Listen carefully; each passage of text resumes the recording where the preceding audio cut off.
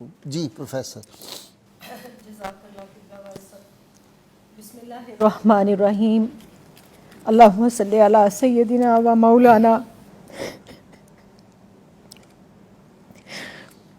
محمد و علی آلہ و صحبہ و بارک وسلم۔ قبلہ غازی صاحب، آپ کے لیے میں نے ایک شعر لکھا تھا کہ اتنی جرت سے کون بولے گا آپ کو میری عمر لگ جائے۔ آج میں اس شعر میں ترمیم کے ساتھ آپ کو دعا دیتی ہوں کہ اتنی جرت سے کون بولے گا آپ کو عمر خضر مل جائے۔ ہم گھروں میں بیٹھ کے خواتین تماشا دیکھ رہی ہیں کہ الرجال قوامون علی النساء کہنے والے 57 اسلامی ممالک کے حکمران کس نیند میں سو رہے ہیں، وہ کس بے حسی کا شکار ہیں۔ تو آپ نے جس جرت، غیرت دینی اور احساس امت کا مظاہرہ کیا، شکر الحمدللہ کوئی تو بولا، کسی نے تو اس ظلم کے خلاف آواز اٹھائی، ورنہ کل تک مجھے یوں لگتا تھا کہ میں سیدنا امام زین العابدین علیہ السلام کے ساتھ کوفہ میں کھڑی ہوں، جنہوں نے فرمایا تھا کہ مجھے یزیدیوں کی یزیدیت نے اتنی تکلیف نہیں پہنچائی جتنی کوفہ والوں کی خاموشی نے۔ اور جان لو کہ جب بھی کبھی کہیں ظلم ہو اور امت اس کے اوپر خاموش ہو تو وہ لوگ کوفی ہیں، وہ جگہ کوفہ ہے اور وہ رویہ کوفیانہ ہے۔ تو مجھے تو سمجھ نہیں آ رہی کہ سسکیاں کس زبان میں لکھوں۔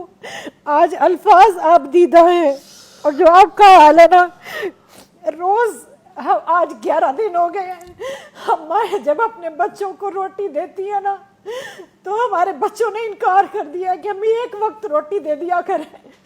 ہم سے نہیں دیکھا جاتا غزہ کے اندر اپنے معصوم بہن بھائیوں کا اس طرح سے گاجر مولی کی طرح کٹنا، گویا ان کو تو انسان بھی نہیں سمجھا جا رہا۔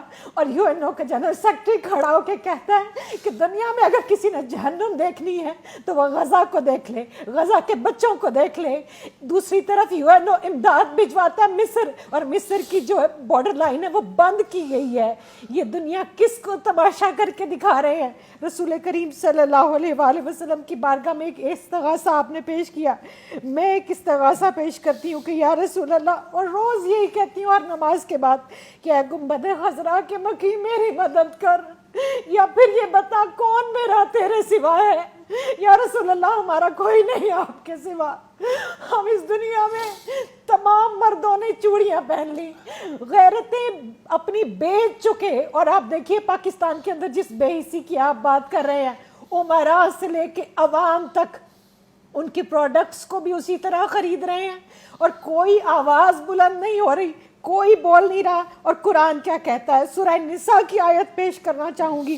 اللہ رب الکریم ارشاد فرماتا ہے وَمَا لَكُمْ لَا تُقَاتِلُونَ فِي سَبِيلِ اللَّهِ وَالْمُسْتَضْعَفِينَ مِنَ الرِّجَالِ وَالنِّسَاءِ وَالْوِلْدَانِ الَّذِينَ يَقُولُونَ۔ اور قبلہ غازی صاحب، جب میں یہاں پہنچتی ہوں میرا کلیجہ پھٹ جاتا ہے۔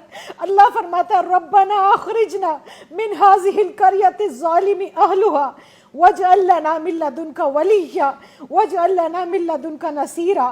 اور اللہ جھنجھوڑ کے پوچھتا ہے کہ اور تمہیں کیا ہو گیا ہے کہ تم اللہ کی راہ میں لڑتے نہیں؟ کمزور مردوں اور عورتوں اور بچوں کے لیے جو یہ دعا کر رہے ہیں کہ اے ہمارے رب، ہمیں اس بستی سے نکال جس کے لوگ ظالم ہیں، اور ہمیں اپنے پاس سے کوئی حمایتی دے دے، اور ہمیں اپنے پاس سے کوئی مددگار دے دے۔ اور سورہ توبہ کی آیت نمبر 14 میں اللہ تعالیٰ ارشاد فرماتا ہے کہ پھر تنبیہاً، کہ پھر تم انتظار کرو اس وقت کا کہ جب اللہ عذاب بھیجے۔ اگر تم اپنا مال پیارا ہے، آرام پیارا ہے، اپنی اولاد، اپنی بیوی بچے، اپنے گھوڑے، اپنے کاروبار، اپنی زندگیاں، اور ہم اسی جمود کا شکار ہیں، ہم اسی بے حسی کا شکار ہیں۔ اور آپ دیکھیے 57 اسلامی ممالک میں جتنے بھی مسلمان ملک ہیں ان کے اندر کاش کہ آج کوئی جو ہے وہ سلطان حمید اللہ جیسا ہوتا۔ ایک بیٹی نے پکارا تھا، وہ اتنا غیرت مند تھا کہ پھر فوج لے کر آیا اور اس نے پھر اس ظلم کا خاتمہ کیا۔ سلطان صلاح الدین ایوبی کو آپ دیکھ لیجئے، محسن باللہ دیکھیے بغداد سے اٹھ کے روم کی اینٹ سے اینٹ بچا دی تھی ایک بچی کی خاطر، ایک کی عزت کی قبلہ خاطر۔ غازی صاحب، میں ایک عورت ہونے کے ناطے واسطہ دیتی ہوں، ہم عورتیں جو ہے نا یہ ظلم نہیں دیکھ سکتی، کیونکہ عورت کے جسم کے اندر ایک عضو ہے جس کو رحم کہا جاتا ہے۔ اللہ نے اپنے رحم کے ساتھ اس کو جوڑا ہے. میں اللہ کی عزت کی قسم کھا کے کہتی ہوں وہاں پر کٹنے والے بچے میرے بچے ہیں, وہاں پر کٹنے والی بیٹیاں میری بیٹیاں. ہم وہ نوزائیدہ بچے میں نے دیکھا, ایک اتنا سا بچہ, اتنا سا رحم مادر سے نکلا ہوا بچہ بھی. جینوسائیڈ کا یہ حال ہے.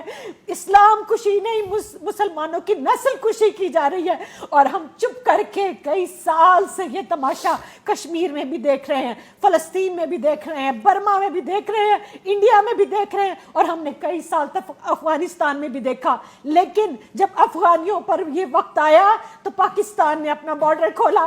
آج میں یہ ہاتھ جوڑ کے مصر کے حکمران سے کہتی ہوں کہ تم مانا کہ تم نصرانی ہو, لیکن تم وہی ہو. یاد کرو کہ جب تمہارا قافلہ آیا تھا نا تو میرے نبی رحمت صلی اللہ علیہ وآلہ وسلم نے تمہارے لیے مسجد نبوی کو کھول دیا تھا. خدا کے لیے ان کو انسان سمجھو, یہ انسان ہے, یہ انسانوں کی اولادیں ہیں, یہ ہمارے بچے ہیں. تم جانوروں سے پیار کرنے والے ہو نا, تم ہیومن رائٹس کی بات کرتے ہو نا, کس ہیومن رائٹ کی بات کرتے ہیں؟ کم از کم ان کو انسان سمجھ لے. اور یہ جو وہاں پر غزہ کے اندر اجتماعی قبریں بنائی جا رہی ہیں اور ان کو جو جلا وطن کیا جا رہا ہے, اصل میں تو یہ ان کا وطن تھا. وہ وطن چھوڑ کر کہاں جائیں؟ تو یا رسول اللہ انظر حالنا, میں تو اتنا ہی کہوں گی, یا حبیب اللہ اسمع قولنا. اور وہ لوگ جو حضور غوث الاعظم کو مانتے ہیں وہ حضور غوث الاعظم جیلانی کا جہاد بھی یاد کریں. آج یہ امت جس واہن کی آپ نے بات کی, یہ کیوں واہن زدہ ہو گئی؟ ان کی تلواروں کو کیوں زنگ لگ گیا؟ یہ ظلم کے خلاف آواز بھی نہیں اٹھاتے. چلیں میں اور آپ تلوار لے کر نہیں نکل سکتے, ایک ریاست کا کام ہے کہ وہ نکلے, لیکن ہم آواز تو بلند کریں. آج تمام سوشل میڈیا کے اکاؤنٹس بند کر دیے جاتے ہیں جہاں فلسطین کی بات ہوتی ہے. لاکھوں کی تعداد میں پوسٹ کو ڈیلیٹ کیا جا رہا ہے. ہمارے پاس ہے کیا؟